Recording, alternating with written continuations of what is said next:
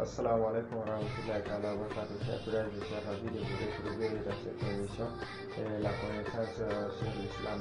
Nous continuons toujours dans notre programme le guide pour le génère. La semaine dernière, nous nous sommes arrêtés au niveau de وما وصل من غير الفم إلى كلك من أذن أو أنف أو نحو ذلك ولو كان بخورا فعليه كداء فقط ومثله بلغام ممكن تركه وغالب من المدمدة والسواك وكل ما وصل إلى مائدة ولو بالحقنة المائعة وكذلك من أكل بعد شكه في فجر ليس عليه في جميع ذلك ككله إلا كداء. Tout ce qui passe non pas par la bouche pour arriver à la gorge, par les oreilles, le nez ou quelque chose du genre, et même si c'est de l'eau du parfum, la personne va rembourser 7 jours-là seulement, mais ne va pas faire du kafara comme nous avons vu les jours passés. C'est que le kafara, le fait de donner à manger à 60 miskins un moud chacun du moud du prophète Mohammed sallallahu alayhi wa sallam, ou bien de rendre la liberté à un esclave musulman et du moment de l'esclavage, ou bien jeûner 2 mois successifs. Et c'est ainsi pour celui qui peut cracher son crachat et qui l'avale en cherchant la facilité, c'est disant qu'en avalant cette crachat, le jeûne ne va pas lui faire souffrir. Ou pour celui qui avale l'eau se trouvant dans sa bouche pendant sa brosse. Tu es en train de faire ta broche et puis tu avales l'eau qui se trouve dans ta bouche. Bref, tout ce qui peut atteindre les intestins, même si c'est de l'eau du piqûre, et aussi celui qui a mangé après son doute, si c'est le fajr ou pas, mais avec tout ça là, il a quand même mangé. Si il s'est rendu compte que c'est le fajr, ce n'est plus l'heure de sa faute, la personne est obligée de rembourser ces jours-là, seulement ne va pas faire le kafara. Et pour le piqûre, si tu sais que tu peux continuer la journée, faut continuer la journée dans la nuit, tu pars, tu fais ton piqûre et puis c'est tout. Mais si tu sais que si cette taux de piqûre peut atteindre tes intestins, parce qu'il y a des piqûres qui peuvent atteindre l'intestin et il y en a qui n'atteignent pas ces derniers. Si tu demandes l'infirmière, elle est censée le savoir, elle va te dire si c'est le cas ou pas. Si c'est le cas, donc de préférence, si tu sais que tu peux continuer ta journée, tu dois laisser la nuit pour faire ton piqûre. Dans le cas contraire, tu peux faire ton piqûre même dans la journée. Mais cette jeûne ne tiendra plus. Et pour tous ceux qu'on a cités en haut, et pour toutes ces personnes, ils vont seulement rembourser le jour, car ce jeûne ne tient plus. Et la personne ne fera pas le kafara. Mais pour tout celui qui en bavant, wala yalzamuhu kada'u fi galibin min zubabin aw gubarin tarikin aw dakikin aw kailin jibsin lisani wala fi hukunati min ihlilin wala fi daharin jaifatin wa yajuzu lisiyami siwaku. Et pour tout celui qui en bavant avale une mouche, comme nous disait un de nos Cheikh Ousmane Danfodio, tout celui qui en bavant la bouche est ouvert, une mouche vient et rentre dans sa bouche, avant qu'il s'en rende compte, il l'a avalé. Cette personne, pour lui, et ça ne causera pas de problème. Et les gens ont demandé, les gens de son entourage.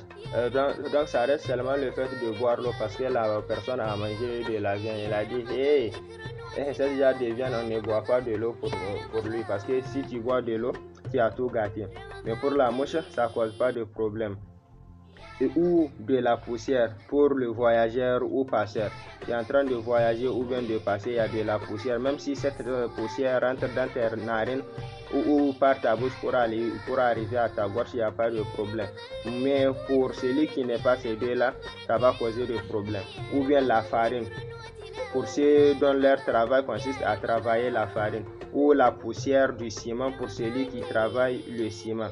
Et aussi celui qu'on a traité par devant. Et aussi pour les pommades de guérison en cas d'entorse ou inflammation, tu peux utiliser les pommades de guérison, les confos et autres.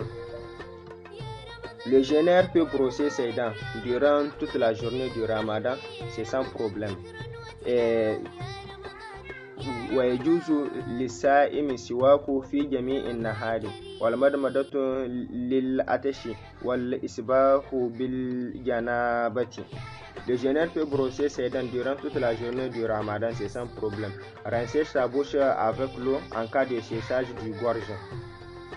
Et aussi le fait de te réveiller avec le rêve de ton sommeil. Ton jeûne tient toujours, ça ne rompt pas le jeûne. La femme enceinte والحامل إذا كافت على ما في بطنها أفطرت ولم تتم وقد قيل تتم والمرضع إذا كافت على والدها ولم تجد من تستجيره له أو لم يقبل غيرها أفطرت وأطعمت. La femme enceinte, par crainte que quelque chose peut arriver au bébé, et peut ne pas gêner, et elle ne va pas faire sortir le mood que les autres là devront faire sortir. Mais selon d'autres, elle doit elle aussi donner cette mood là à chaque rupture de jeûne qu'on mène. Et aussi pour la femme qui a un nouveau-né et qui n'a pas eu quelqu'un pour nourrir le bébé à sa place ou quelque chose du genre biberon et autres. Alors par crainte que son enfant ait une sous-alimentation, elle aussi peut ne pas gêner, mais elle est obligée de donner à chaque fin de la journée un moud du prophète Mohammed sallallahu alayhi wa sallam. Et aussi c'est le cas pour le vieillard qui ne peut plus gêner.